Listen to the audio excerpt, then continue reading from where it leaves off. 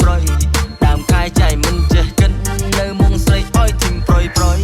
ចាប់តាំងនេះខ្ញុំដាច់លុយមានអារម្មណ៍ថាដូចជាអត់ស្រួលចាប់តាំងនេះខ្ញុំដាច់លុយមានអារម្មណ៍ថាដូចជាអត់ស្រួលពួកម៉ាក់ធ្លាប់ផឹកជុំគ្នាតែទៅវាក៏វាលែងលើក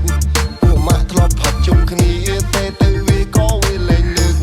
ពួកម៉ាក់អេមិនចេះយល់ចិត្តពេលមានទងរិនចោលឯងបាន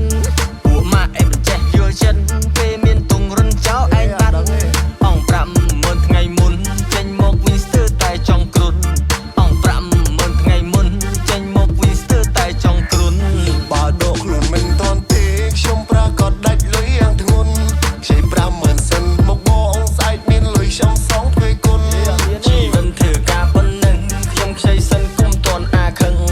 ជំពាក់លុយយាយយិនថ្លៃឌីយ៉ាជាគាត់ថ្ងៃមុនអស់50000ណាបង